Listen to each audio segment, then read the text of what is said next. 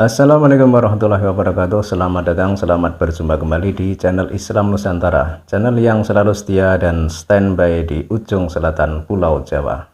Beberapa hari yang lalu kita lihat sidang DPR yang menghadirkan Profesor Mahfud MD, dan dalam sidang itu Profesor meminta diungkapnya anggaran triliunan yang disinyalir ada indikasinya dengan korupsi.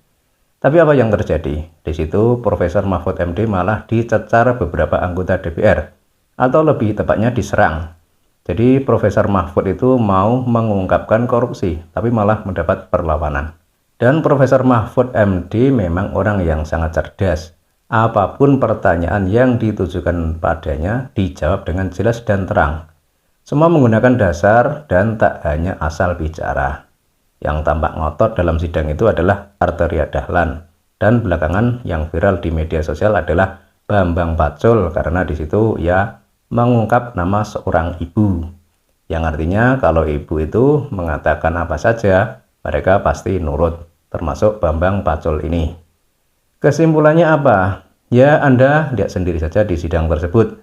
Namun yang perlu digarisbawahi di sini adalah Profesor Mahfud MD bukan orang sembarangan. Dia adalah orang yang cerdas dan tulus membela negara, tulus memperjuangkan Indonesia, termasuk membentengi negara dari paham Salafi Wahabi yang jelas-jelas bisa merusak NKRI. Dan kalau soal korupsi, kata Pak Mahfud MD dalam video tadi, itu adalah penyakit, maka harus diobati, harus diberantas, meski tentu saja hal itu tidak mudah. Tapi seharusnya kita sebagai warga negara yang tidak duduk di kursi pemerintahan tetap mendukung langkah Profesor Mahfud MD tersebut. Salam waras.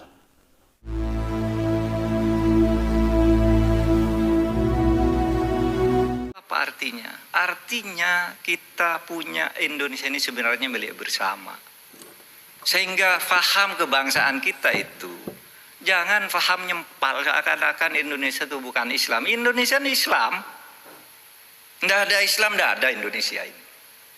Tidak ada umat Islam. Umat Islam tidak setuju gitu. Saya tidak setuju Indonesia. Ulama tidak setuju, tidak ada Indonesia. Tidak merdeka.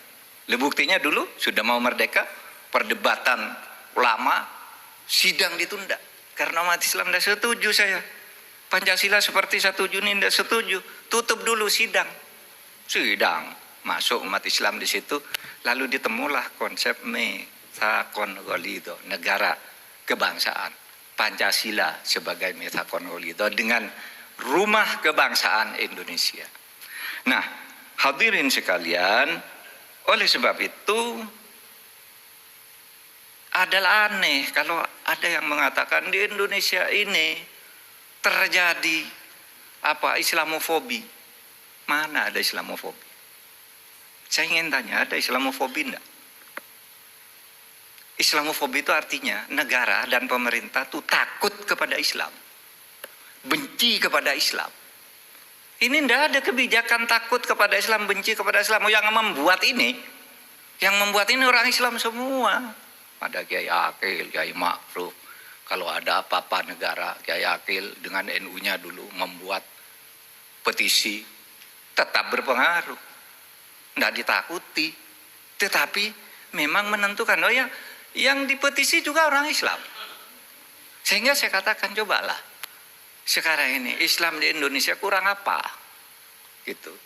Terkadang tuh orang memprovokasi kayak tadi ajaran-ajaran Wahabi, Salafi itu seakan-akan kita ini anti Islam. Mana anti Islam? Semua anti Islam. Sekarang nih mau kampanye semuanya berebutan harus cari calon yang didukung oleh orang Islam. Kalau dia tidak Islam benar, carikan yang NU. Tidak bisa melupakan itu tidak bisa, kalah. Karena apa? Karena Islam ini tidak ditakuti. Gitu. Bahwa ada kebijakan yang tidak sesuai. Nah, itu persoalan pilihan kebijakan, bukan diskriminasi. Dan yang lagi karena tidak kebagian aja kadang-kala. Kalau sudah kebagian masuk kan sama aja, tidak bisa berbuat apa-apa. Karena masalahnya terlalu kompleks dan tidak sederhana seperti yang kita katakan, seperti yang masyarakat katakan.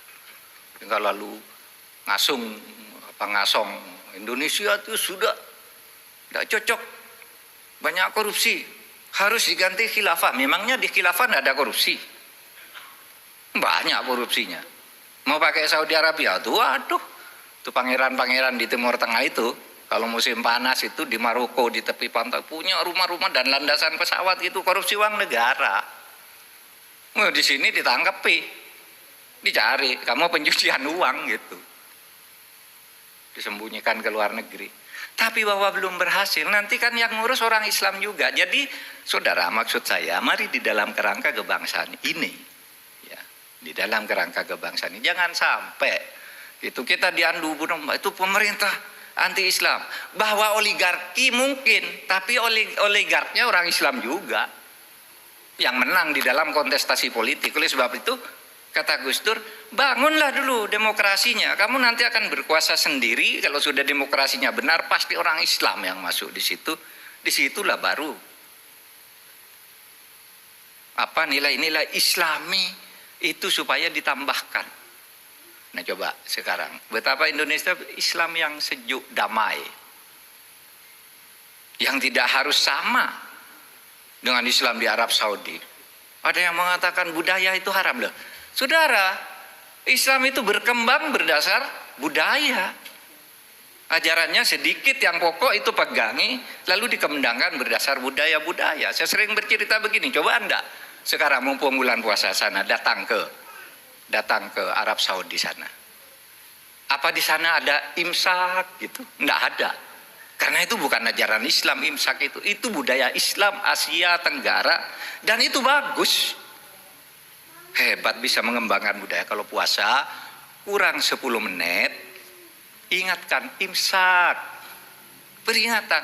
Tapi di Indonesia kadang-kala orang salah imsak dianggap sudah mulai harus puasa. Enggak, itu peringatan aja. Nanti 10 menit subuh sesudah fajar, jelas garis putih dan hitam di timur itu, di ufuk timur, fajar sidik namanya, baru berhenti makan. Nah tapi di Indonesia kan ada budaya imsak, budaya tadarus sesudah taraweh, budaya sahur keliling. Apa itu salah? Nggak ada tuh di Islam, nggak ada di Arab Saudi. Tapi itulah budaya Islam, al-adah muhakkamah. Sehingga jangan diperbenturkan gitu seakan-akan kita ini tidak Islam. Kadang-kala yang teriak-teriak, kamu tidak Islam, sholatnya telat. Menuduh-nuduh orang lain tidak sholat, dia sendiri sholatnya telat. Kadang-kala lupa juga. Nah, saudara sekalian, itu yang seperti katakan imsak. Imsak, saudara kalau subuh sholat di Mekah tuh, nggak ada orang begitu selesai adzan subuh, ada yang begitu adzan subuh tuh langsung makan. Imsaknya adzan subuh itu baru mulai makan ada. Coba di masjid itu karena apa? Tradisi, cara menafsirkan di dalam kebutuhan lokal masing-masing. Lalu ketika berkumpul di Mekah itu berkumpul macam-macam cara beribadah yang sifatnya muamalah, bukan akidah uluhiyahnya, bukan soal ketuhanannya, tapi macam-macam. Di Asia Tenggara tuh pakai imsak. Bahkan dulu waktu saya kecil itu teriakan di masjid-masjid, ayuhal ikhwan qad ana waqtul imsak iyyakum walakla wal syarba wa ghairu dzalik. Mulai sekarang kamu dilarang makan, minum dan lain-lain. Itu kan salah. Wong 10 menit lagi yang dilarang. Tapi itu dituruti. Kenapa? Ini bagus sebagai tradisi gitu. Halal bihalal. Dari mana tuh halal bihalal? Ya dari Indonesia aja, di sana di Mekah enggak ada halal bihalal. Ya selesai ya selesai. Ya, sama. Jadi saudara sekalian, kayak imsak tadi nih, kadang-kala nih orang yang salah, anaknya sedang makan gitu, imsak dipukul, berhenti minum gitu. Padahal itu peringatan, itu tradisi Islam Asia Tenggara. Dulu waktu Nabi itu ada beberapa hadis, salah satu diantaranya ketika suatu hari pagi Nabi sedang bersahur di Masjid Nabawi gitu, Bilal, ini waktunya subuh, saya mau adzan, ini sudah subuh, dilarang makan subuh bukan imsak. Oleh Nabi, Bilal, ntar dulu, Kenapa Nabi? Jangan azan dulu nih, masih ada orang makan, biar selesai dulu. Jadi enggak serem-serem banget gitu ibadah itu. Yang penting niatnya, lalu syariahnya diikuti. Ya secara tepat, tetapi juga tidak. Kalau hitam putih kayak gitu, ada situasi-situasi tertentu yang harus kita kembangkan. Nah itulah Islam yang dikembangkan di Indonesia, Ahlus Sunnah wal Jamaah. Bertumpu atau dikembangkan, bukan bertumpu. Kalau bertumpunya tentu akidah, rukun Islam, rukun iman, itu tumpuannya.